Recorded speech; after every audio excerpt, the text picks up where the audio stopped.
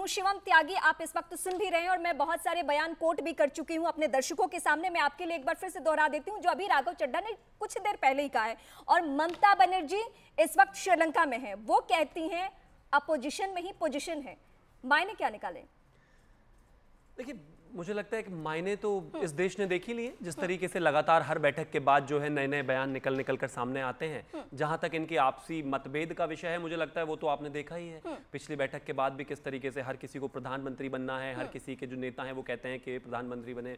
उद्धव जी के लिए कहते हैं संजय राउत प्रधानमंत्री बने, और तेजस्वी जी के लिए कहा जाता है कि उनके पिताजी कहते हैं लालू जी के वो मुख्यमंत्री बन जाएं तो बेहतर है। इसके अलावा अगर मैं बात करूं तो हमारे जो अखिलेश यादव जी हैं उनके लिए भी कहा जाता है। वो तो कभी होना ही नहीं है, वो अलग विषय है। लेकिन ये जो बैठक हो रही है इनकी समन्वय बैठक, ये तो समन्वय बैठक कम और मुझे लगता है तो सनातन समाप्ति उन्मूलन बैठक ज्यादा है। जिस तरीके से पिछले कुछ समय से हर बैठक के बाद सनातन को टारगेट करते हुए इस देश के एक धर्म को गाली दी गई है और उस पर कोई कंडेमनेशन अभी तक नहीं आया है, मुझे तो लगता है उसका ही कोई नया प्लान है।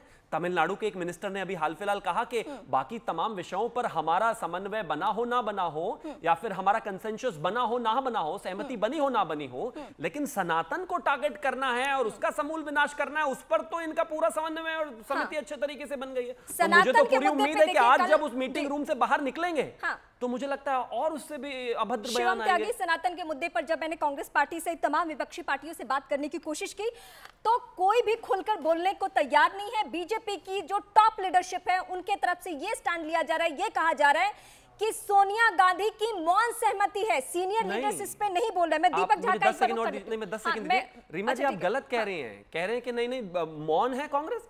नहीं, कांग्रेस मौन नहीं है। कांग्रेस तो फ्लैग बेरर है सनातन धर्म के खिलाफ। सीनियर खड़गे ने कहा कि अगर मोदी फिर से आ गए तो सनातन का राज होगा। जूनियर खड़गे ने कहा कि मलेरिया और मच्छर और न जाने क्या कहा। जूनियर स्टालिन ने कहा और कितने लोगों ने कहा, इनके पूर्व कितने लोग हैं। कौन कहता है गीता में जिहाद है? ये सब कांग्रेसी तो हैं। और केसी वेणुगोपाल ने सबको कवर करके एक बड़ी शालीनता से एक बात कह दिया कि नहीं सोनिया गांधी सबकी अपनी आजादी है।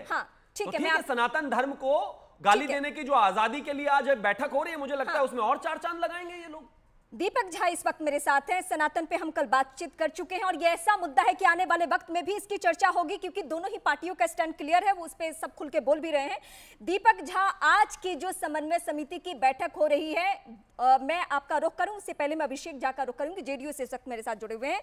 जेडीयू की तरफ से 2 दिन पहले ललन सिंह ये बयान देते हैं कि प्रधानमंत्री मटेरियल है नीतीश कुमार, लेकिन आज समन्वय समिति के मेंबर होने के नाते ललन सिंह नहीं पहुंचते हैं। इसके पीछे क्या वजह मानी जाए?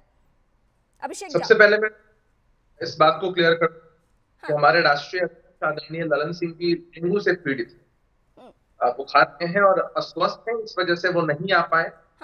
पार्टी ने अपने रिप्रेजेंटेटिव के तौर पर आदरणीय संजय झा जी को भेजा और पार्टी की बातें वो बखूबी इस प्लेटफॉर्म पर रखे।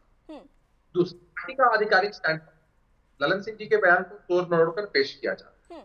ललन जी ने कई मौकों, सुन लीजिए ना, कई बार कई मौकों पर मैं स्पष्ट करता हूं, कई बार कई मौकों पर कहा है कि नीतीश कुमार जी सूत्रधार है, उम्मीदवार नहीं। नीतीश कुमार जी ने कई बार कहा है कि उनकी कोई व्यक्तिगत महत्वाकांक्षा, ये बहस का विषय नहीं होना चाहिए, क्रिएट नहीं होना चाहिए। उनके बयान ललन सिंह का जेडीयू में क्या कद है मेरे दर्शकों के सामने दोहराने की जरूरत नहीं है। अगर किसी नेता ने कह दिया होता, किसी विधायक ने कह दिया होता जेडीयू के, तो मैं इस बात पे चर्चा नहीं करती। लेकिन ललन सिंह कौन है? नीतीश कुमार के राइट हैंड माने जाते हैं मौजूदा वक्त में, उनको सिपह सलार की भूमिका में देखा जा। अगर वो इस बात को कह रहे हैं तो फिर इस पे क्यों नहीं चर्चा हो? और ये क्यों नहीं हम कहें कि राघव चड्ढा भी कह रहे हैं मतभेद है, मनभेद है, महत्वाकांक्षा है, और जब महत्वाकांक्षा शब्द का इस्तेमाल होता है तो प्रधानमंत्री पद का जिक्र होता है। हर कुछ भुलाकर गठबंधन के सभी घटक दलों ने तय किया है कि एक बड़े लक्ष्य की प्राप्ति के लिए हर किसी को सैक्रिफाइस करना, और पार्टी का ऑफिशियल स्टैंड ललन सिंह जी ने ही स्पष्ट किया है, आदरणीय नीतीश कुमार जी ने ही स्पष्ट किया है कि हमारी पार्टी की तरफ से किसी भी पद पर कोई दावा नहीं है। अलग अलग तरह की स्टोरीज चलती हैं, लेकिन हमारा लक्ष्य विपक्षी एकजुटता रहा। नीतीश कुमार जी का प्रयास था कि पटना बिहार जो बदलाव की भूमि रही, यहाँ से एक सकारात्मक संदेश गया। पहली बैठक यहाँ से होती है, कारवा बढ़ता चला जाता है, इंडिया का रूप लेता है और इंडिया के लोगों के लिए आज संकल्पित होकर काम कर रहा है। और अच्छी बात तो ये है ना कि हमारे विपक्ष के लोग बैठे हैं।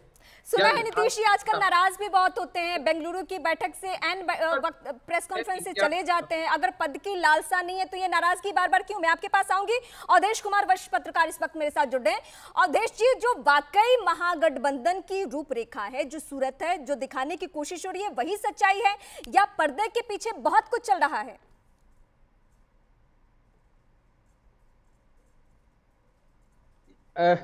रीमा, कई मुझे वैसे तो पूरी तरह साफ आपका सवाल सुनाई नहीं दिया, लेकिन जितना कुछ मैं समझा हूं। हाँ। देखिए, अब ललन सिंह क्यों नहीं आ रहे हैं, लेकिन हाँ। जो मेरे पास जानकारी आ रही है कि जनता दल यू ने तो फिर से प्रधानमंत्री के पास फीडबैक भेजा है कि हम फिर से साथ आना चाहते हैं, ईश्वर करे वो जल्दी स्वस्थ हो जाए। लेकिन अभी तो चारों तरफ खबर यही है।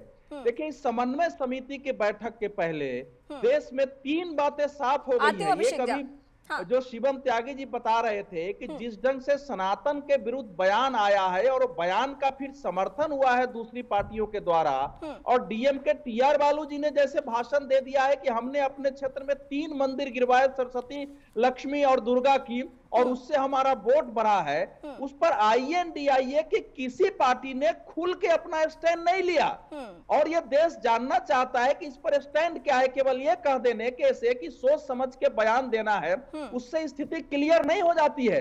अब धीरे धीरे 2024 का आम चुनाव बिल्कुल एक आइडियोलॉजिकल विभाजन पर, एक वैचारिक विभाजन की ओर बढ़ गई है। जो दूसरी स्थिति पैदा हुई कि प्रेसिडेंट ऑफ इंडिया की जगह प्रेसिडेंट और भारत लिखने पर कांग्रेस ने जिस ढंग से रिएक्ट किया और बाकी पार्टियों ने रिएक्ट किया, तो देश में सवाल उठ रहा है कि आखिर आईएनडीआईए को इंडिया से प्रेम क्यों है और भारत से प्रेम क्यों नहीं है। और यह सवाल अगर आज की बैठक में इसका उत्तर नहीं दिया जाता है इन दोनों सवालों का, तो फिर आईएनडीआईए के लिए समस्या पैदा होगी। यह देश दोनों सवाल, और तीसरी बात कुछ मसले पर जी, जी, ये समन्वय समिति की बोलिए समन्वय समिति की बैठक के पहले, ठीक, हम पहले देख रहे हैं कि G20 का इतना बड़ा सम्मेलन हुआ, भारत ने इसमें सफलता प्राप्त की, पूरी दुनिया ने कहा, तो ये तो देश का विषय होता है। क्या आज की समन्वय बैठक में आईएनडीआईए देश का ध्यान रखते हुए कि इसमें यह भारत की विदेश नीति की सफलता हमारी है, उसका एक प्रस्ताव पारित करता है कि नहीं करता है?